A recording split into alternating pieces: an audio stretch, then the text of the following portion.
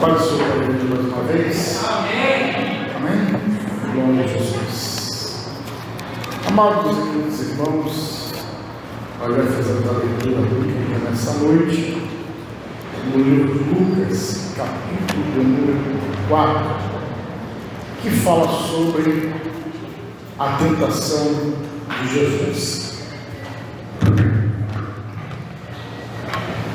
Queria preliminarmente dizer aos irmãos que hoje nós nos deparamos com algo muito maléfico para a igreja e que eu vou no próximo domingo pregar sobre isso, mas hoje não. Mas já fazendo um preâmbulo sobre doutrinas falsas, disseminação de doutrinas falsas. Inclusive eu até falando no grupo da igreja a respeito disso. E hoje pela manhã, eu orando, meditando na palavra, Deus me trouxe aqui para essa questão da tentação de Jesus. Em primeiro plano, eu queria que os irmãos entendessem que nós vamos falar um pouquinho. Diga aqui, por favor, os meninos Davi e Felipe. Obrigado. Falar melhor na próxima semana sobre os nicolaítas. Quem eram os nicolaítas e quem são os nicolaítas do dia de hoje. Mas hoje, já fazendo uma entrada nesse tema, eu queria primeiro dizer para os irmãos que toda doutrina bíblica, ela consiste em duas coisas. Ela consiste no exame do texto no contexto. Ou seja, você lê o texto e fazer todo o contexto, todo o acontecimento daquilo que está ali. E em segundo plano, é quando você faz uma exegese. O que é exegese? Você confronta um texto com outro texto de outro livro.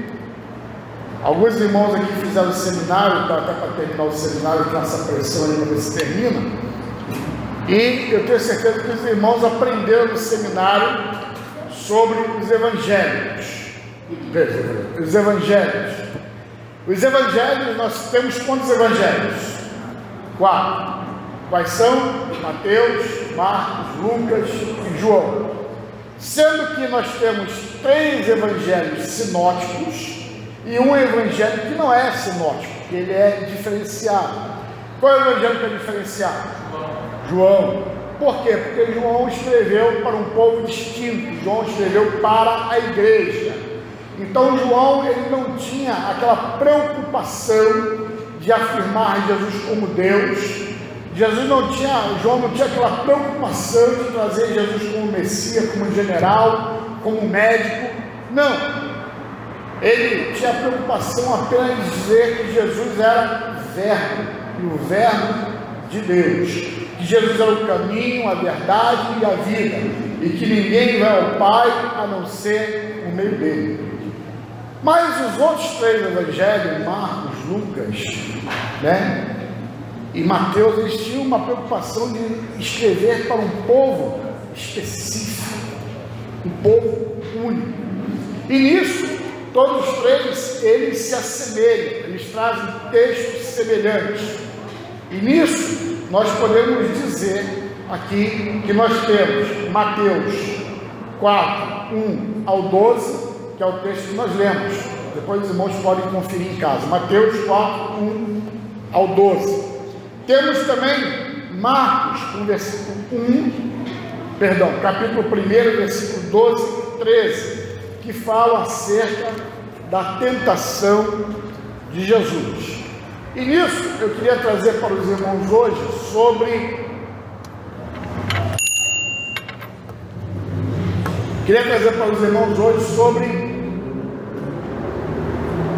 a evolução, as 3 formas com que o diabo ele vem tentar a sua vida.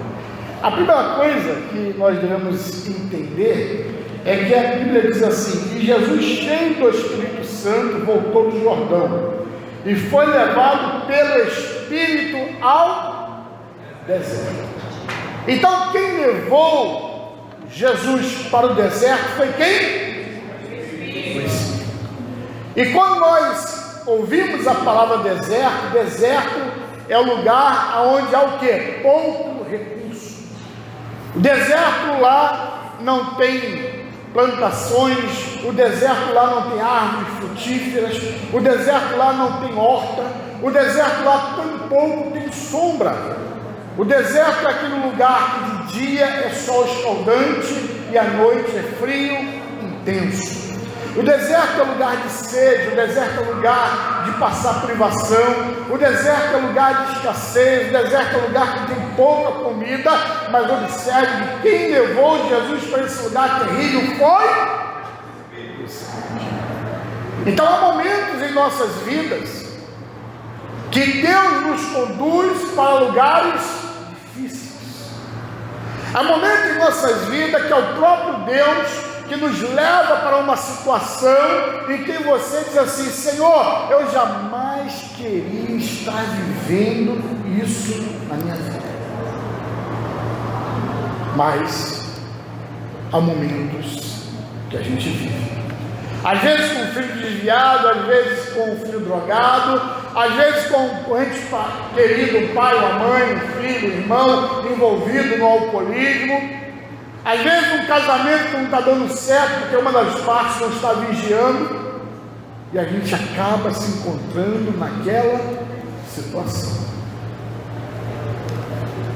E a Bíblia diz então que Jesus, ele jejuou 40 dias, 40 anos, e quando terminou ele teve fome. Quando nós estamos no deserto, quando nós estamos vivendo uma situação difícil, sempre tem alguma coisa que nós estamos precisando muito, muito. Talvez eu não sei o que você está precisando, mas eu tenho certeza que você precisa de alguma coisa, porque todos nós precisamos de alguma coisa. Pastor, o senhor precisa? Eu também preciso de alguma coisa. Não sou diferente. Preciso, igual você. E aí, quando nós estamos precisando de alguma coisa, entra uma figura chamado diabo. E hoje, como eu falei, que eu vou abordar melhor na próxima semana, se Deus permitir, é que hoje nós estamos vivendo uma era da informação. A informação hoje é muito grande, você entra na internet, tem pregação para tudo, tem ensino para tudo, tem gente falando tanta besteira, tanta coisa, que se você deixar, você fica até balançado. E a Bíblia diz que, se possível, enganarão até os escolhidos. E tem gente por aí que se diz assim: olha, o diabo não existe. Ih, está assim de gente. Esses dias alguém me mandou um áudio, e ouvindo o áudio, o cara dizia, eu não dizia nem que era pastor, dizia que era um líder, era uma confusão danada, mas ele dizendo que no hebraico de Moisés, presta atenção, no hebraico de Moisés, a palavra diabo era bem aquilo que queria dizer no nosso português. Ops, parei, hebraico de Moisés? O cara, no mínimo, não conhece nem o que é história, porque no tempo de Moisés não se falava hebraico, perdão, eu que errei aqui agora, ele falou o grego de Moisés. No tempo de Moisés não se falava grego, se falava hebraico. O grego ele foi ser disseminado naquela região quando Alexandre o Grande começou a conquistar toda a Mesopotâmia, toda a Ásia Menor, e o grego então começou a ser difundido, a cultura chamada cultura helênica. E o camarada dizendo que o diabo estava mal traduzido do grego de Moisés. Mas você não sabia nem falar grego, né? Eu acho que ele nunca nem ouviu falar de grego. Porque Moisés viveu ainda, diz os historiadores, na idade da pedra, né? Nem da idade do ferro, na idade da pedra. Mas isso é para vocês verem que a disseminação de falsas doutrinas tem sido muito grande, ao ponto de dizer, olha, o diabo não existe. Não. Então eu vou dizer para vocês, se o diabo não existe, Jesus era esquizofrênico. O pastor começou a dizer, sim, estou dizendo, se o diabo não existe, Jesus era esquizofrênico. Ou a Bíblia é um livro de mito, de figurinha, de narrativa. Parece que é o livro do Harry Potter, né? Acho que é Harry Potter, o livro do Senhor dos Anéis, o livro dos Divergentes, esses livros que as pessoas leem por aí. E por quê? Porque Jesus, a Bíblia diz que Jesus conversou, ele dialogou com quem? Com o diabo. Então, se você conversa com um ser que não existe, você é o quê? Esquizofrênico. E eu não acredito que Jesus tenha sido esquizofrênico. Mas eles dizem que o diabo não existe, mas está aqui, na Bíblia. Estão não só em Lucas, mas estão nos 3 evangelhos: Mateus, Marcos e Lucas. Quer dizer, um atestando para o outro que essa história é verdadeira. Se a gente tivesse aqui uma história isolada, somente no livro, a gente pensa, não, mas aí eu acho que a informação chegou errado para Lucas. Lucas talvez pegou essa informação errada, escreveu aqui, mas não. Todos os 3 evangelhos relatam a mesma história. Então a história, ela é verdadeira. Quando você chega numa audiência, o juiz fala assim, tem testemunha? Ah, tem sim, excelência. Olha como é que funciona. Então chama a primeira testemunha. A testemunha entra. Ela entra, ela é perquirida, e quando termina as perguntas para ela, ela não pode sair. Ou se ela sair, ela vai para outra sala. Para quê? Para que ela não fale com a outra testemunha. Porque senão chega lá fora, aí o outro vai dizer, o que ele te perguntou lá dentro? Ai, perguntou isso assim, aí o cara já vai preparado. Então o juiz não deixa que um fale com a outra. Por quê? Para que, se a história contada na audiência por uma testemunha bater com a outra e bater melhor ainda com a terceira, o que o juiz vai dizer? Esses fatos são... É o que acontece aqui. Jesus foi tentado por quem? Narrado por Mateus, narrado por Marcos e narrado por Lucas. Então nós podemos dizer que esses fatos são verdadeiros e que o diabo existe. Mas tem gente dizendo aí, o diabo não existe. Espera o grande dia. Muito bem. Então, disse o diabo, se tu és o Filho de Deus, diz a esta pedra que se transforma em pão. E Jesus lhe respondeu dizendo, escrito está, que nem só do pão viverá o homem, mas de toda a palavra que sai de Deus. Então a primeira oferta do diabo para as nossas vidas é ele dizendo para você, olha, você tem que cuidar de você.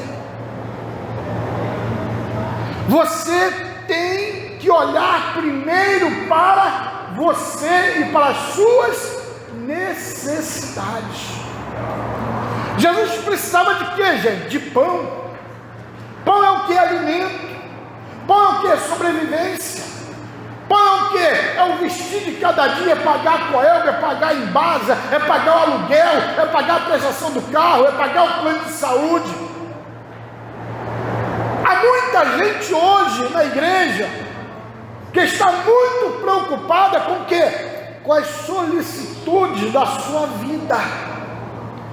Está esquecendo e colocando o reino de Deus em segundo plano, mas a Bíblia diz o que? Buscai primeiro o reino de Deus e a sua justiça, e todas as demais coisas vos serão. Foi isso que Jesus fez. Jesus foi para o deserto, Jesus foi jejuar, Jesus foi buscar Deus, porque ele sabia que todas as demais coisas seriam acrescentadas a ele. Mas hoje estamos o que? Invertendo os valores. Estamos colocando primeiro a nossa vida, as nossas preocupações, estamos colocando primeiro aquilo que nós achamos mais importante na frente das coisas de Deus. Só que tem um detalhe, eu vou te passar um segredo aqui. Eu tenho certeza que vocês já leram esses livros, essa passagem várias vezes, e alguém já pregou para vocês assim: olha, o diabo vinha tentar Jesus na palavra. Observe que a primeira vez aqui, o diabo nem cita a palavra. Diz assim, disse o diabo: se tu és o filho de Deus, tu és o filho de Deus, diz essa pedra que se transforma em pão. Ele não usou a palavra. Ele colocou Jesus em xeque. Ei, você é dizimista? Sou. Então você não pode passar por essa prova, não. Por quê? Porque a palavra, você não é dizimista? Meu irmão, aprenda uma coisa. A Bíblia diz que há um tempo para tudo debaixo dos céus. Eu sempre ensino e falo, a vida é uma construção. Quando você é dizimista, Deus ele vai começar a trabalhar na sua vida aos poucos para poder o quê? Te abençoar, e vai te abençoando, te abençoando, te abençoando. Mas no início tem luta. No início é difícil. E no mês que você vai dizer assim: Senhor, hoje eu vou entregar meu dízimo, esse mês eu vou entregar. É o mês que quebra carro, é o mês que dá problema na casa, geladeira queima, acontece de tudo. E por quê? E por quê? E por quê? Porque as trevas trabalham 24 horas contra a sua vida. Mas quando você aplica o versículo de Tiago 4,7, e sujeitai-vos a Deus, resisti ao diabo, e ele fugirá de vós.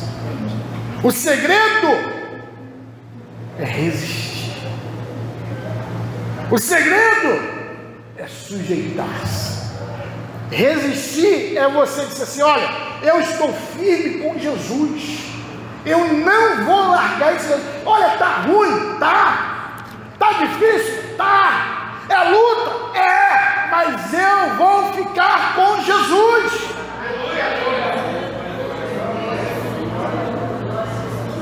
Sujeitar é outro verbo difícil, porque sujeitar nos lembra o que?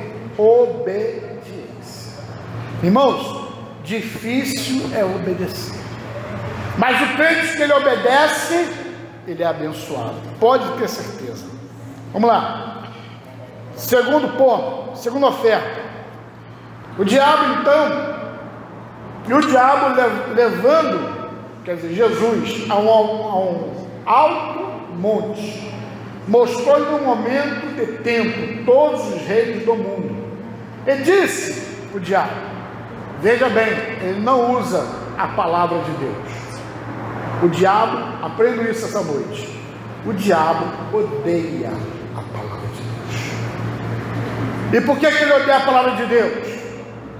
Porque a palavra de Deus está dizendo para ele: você está condenado, não tem mais salvação para você não tem chance. Aí quando ele olha para o homem assim: opa, por que o irmão ali, por que fulano ali pode ter salvação e não tem? É uma grande questão para se perguntar por que nós humanos temos direito à salvação e o diabo não tem.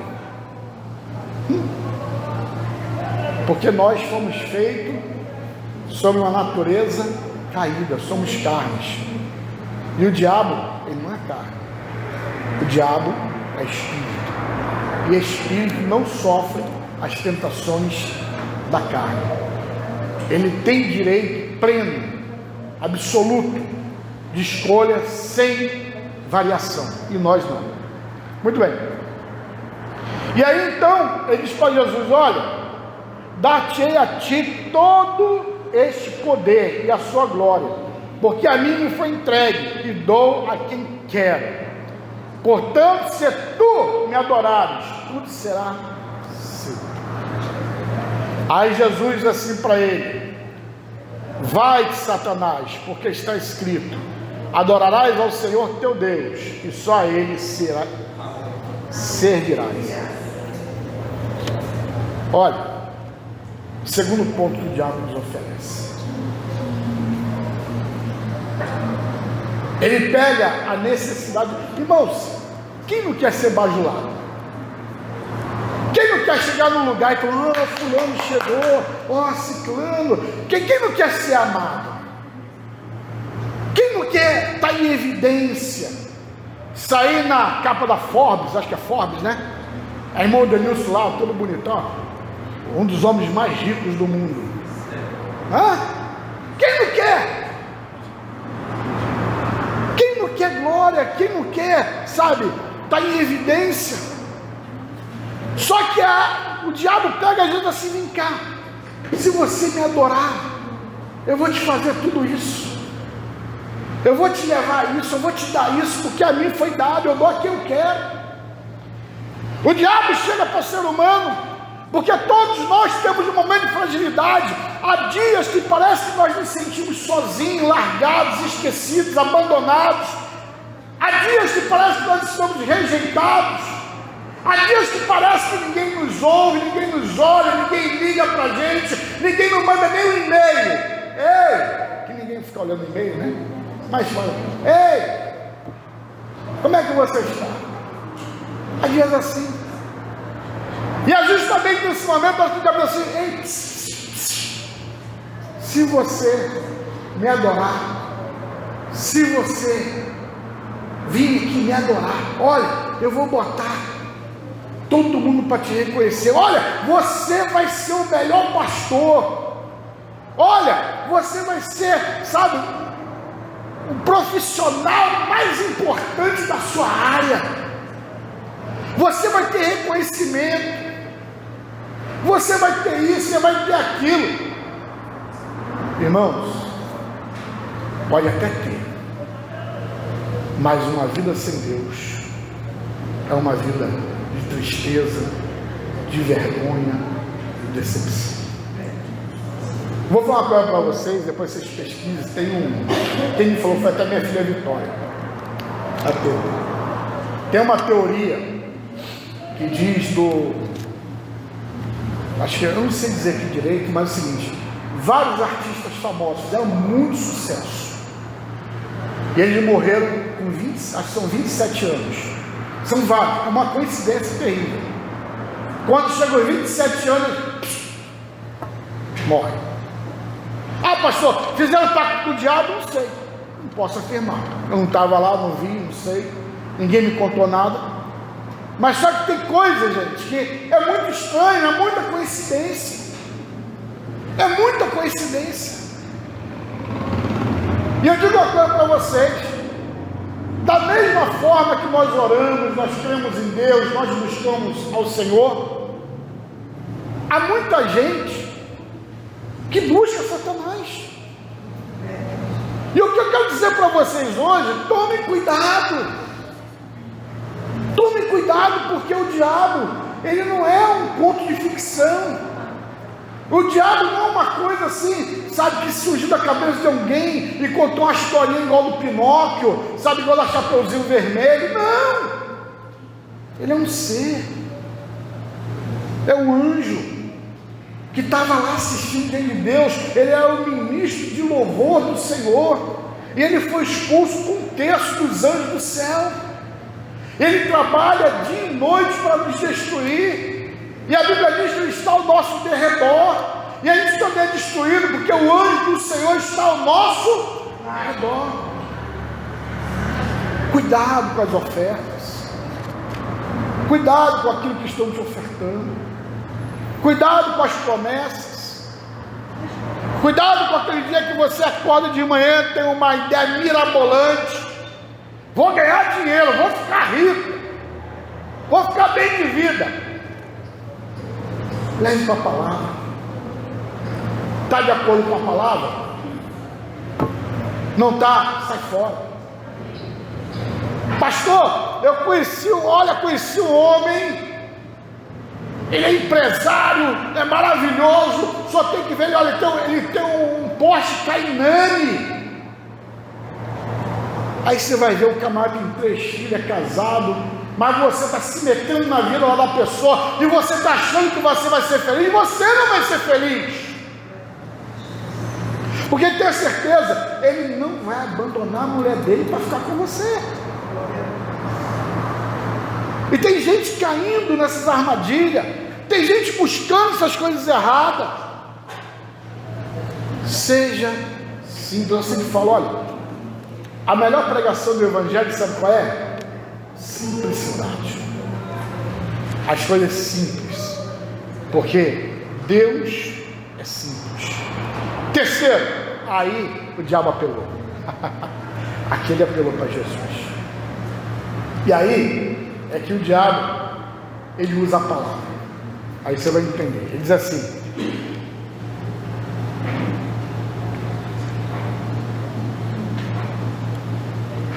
aí ele fala, levou também a Jerusalém. Primeiro, Jerusalém é a cidade. Então ele levou Jesus para um lugar o quê? Diferenciado. Ele levou Jesus para Jerusalém. Cuidado. Cuidado.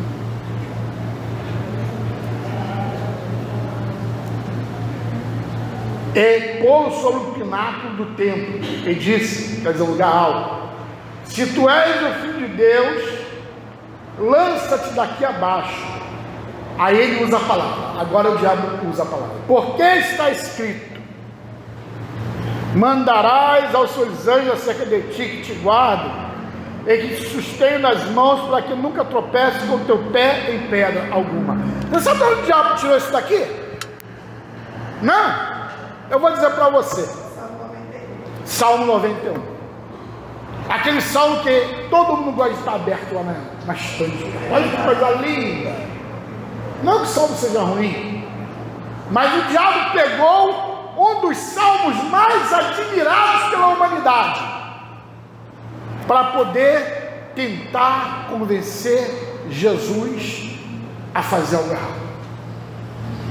E o diabo, essa galerinha de internet aí, e tem um grupinho, que eu não sei quem é esse grupinho, que ronda aqui em Salvador, que está desvirtuando o crente, fica dizendo que o diabo não existe. Esse mesmo diabo aqui é que incorporou a serpente lá no Jardim do Éden e fez a primeira sessão espírita. E o que ele falou para Eva? Não foi bem assim que Deus falou, não. Eu vou dizer uma coisa para você nessa noite. Todo falso profeta, ele, para te ganhar, você sabe o que ele vai usar? Ele pega a palavra, ele distorce a palavra. Aqui, ó. É bem assim não. Está aqui, ó. Está na palavra. Olha aqui. Mas é como eu falei, tem que ter texto com contexto e que tem que ter o quê? Exegese. Porque se eu pegar a palavra aqui, eu vou dizer para você, olha, você pode adulterar. Não tem problema não.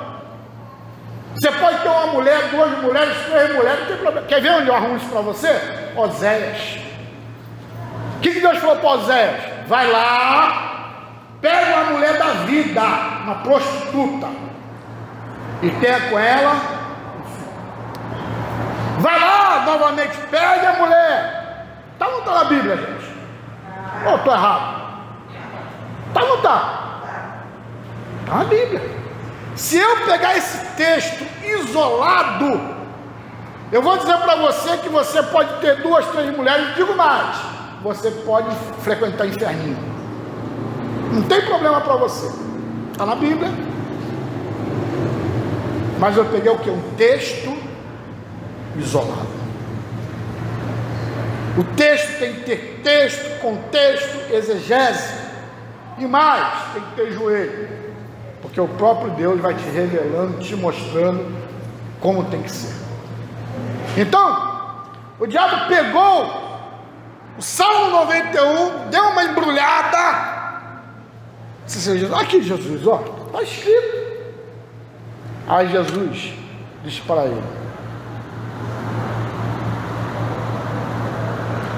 respondendo disse, dito está, não tentarás ao Senhor teu Deus. Agora eu vou para a gente fechar aqui. Vocês vão entender uma coisa hoje, para a gente fechar. Irmãos, eu sou chato. Às vezes eu vou daqui para casa ouvindo o carro. Mas você não pode falar isso. Falo. Mas cuidado, falo. Porque o meu compromisso é pregar a palavra. E hoje, nós estamos vivendo um sistema tão ruim. O que está sendo implantado no país, o que está sendo implantado na mente das pessoas, é algo perverso, algo terrível.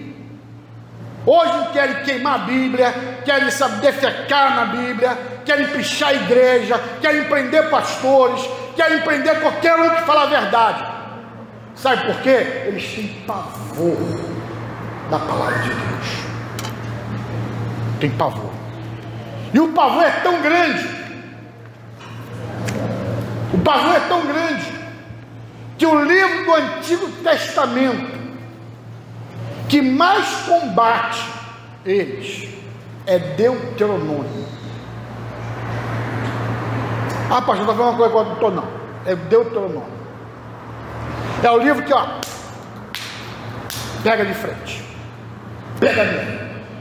Começa a ler Deuteronômio para tu ver só. Jesus te liberta rapidinho. É Deuteronômio. Aprenda uma coisa hoje. Todas as 3 vezes que Jesus falou para o diabo, as 3 respostas que Jesus deu. Sabe onde Jesus deu? No livro de Deuteronômio. Quer ver? Rapidinho, abra sua Bíblia aí. Alguém abre aí, por favor. Deuteronômio 8:3. Quem achou pode ler. Rapidinho.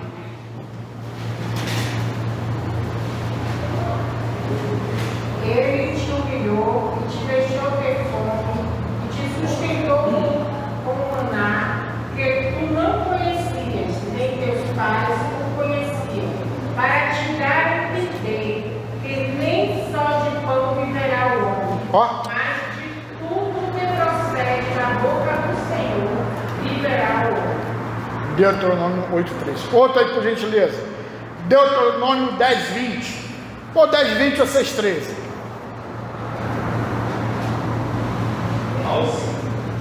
10:20? Ou 6:13. Deus temerá, a ele temerá, e a ele chegarás, e pelo seu nome julgarás. Quem o senhor leu qual? Deuteronômio 10:20. Pronto, 6:13. É o mesmo. Mas pode ler, por favor, 6:13. Ouve, pois, ó Israel, e atenta em cumprir, para que bem te suceda, e muito te multipliques na terra, que mana leite e mel, como te disse o Senhor, Deus de teus pais. E agora, para te fechar, Deuteronômio 6:16. Não tentareis o Senhor vosso Deus, como tentaste em Massá. Ponto. Então Jesus usou o que? Essas 3 passagens para responder ao diabo. No livro de Deuteronômio. Por que, pastor? É porque no livro de Deuteronômio diz assim, ó, homem não se vestirá como mulher. É no livro de Deuteronômio diz assim: olha, você que é casado, não abandone a sua mulher para ir atrás de outra. É no livro de Deuteronômio diz assim: olha, você não vai furtar, você não vai roubar, você não vai matar. É o livro de Deuteronômio que diz: olha, não seja crente vazio, pegue a palavra, ande na palavra, fale a palavra, guarde a palavra, viva a palavra, esteja na palavra, coma a palavra. É o livro de Deuteronômio. O diabo detesta, ele odeia. E foi onde Jesus usou para poder afrontar o diabo. Então, meu querido, nessa noite, as horas já se foram. Nessa noite, guarde na tábua do teu coração. Amém. Primeira coisa, o diabo é um ser real. Não caia nessa de que ele é uma figurinha, é algo mitológico. Segunda coisa, cuidado com aqueles que têm aparência de ovelha. Aqueles assim: olha, sai de lá, vem para cá, fique aqui. Aqui você não precisa dar dízimo, não. Aqui se você pecar aqui, olha, está tudo em paz, está tudo bem, sabe? Aqui é uma maravilha. Cuidado. Sabe por que cuidado? Porque a minha Bíblia diz que Deus é amor, mas ele também é fogo consumidor. E a minha Bíblia diz que Deus não tomará o culpado por inocente. E a minha Bíblia diz que no último dia ficarão de fora os cães, os idólatras, os feiticeiros, os mentirosos. Faz uma listinha lá. E a minha Bíblia diz que o fogo do inferno lá não se apaga, e o bicho vai ranger os dentes dia, de noite, o tempo todo. Então, irmãos, a gente só temos direito a errar nenhuma vez. Porque é como o povo diz aí fora, né? Eu escutei uma verdade: você pode até viver sem Jesus, mas coisa horrenda vai ser morrer sem Jesus. Eu li um livro quando eu era adolescente, lembrei de casa, esses crentes ficam falando do fogo do inferno, botando medo nas pessoas. Irmão, não é botar medo, não. Outro dia eu até falei com a irmã Luísa, é a questão de você ser, ter inteligência. Tudo que existe de uma forma e se tem o oposto, é com aquilo que existe. Como, por exemplo, se tem luz, porque há o quê? Escuridão, treva. Se tem calor, porque tem o quê? Frio. Entendeu? Se tem Deus, porque tem. Se tem céu, porque tem. É coisa de lógica. Aristóteles já ensinava para esses burros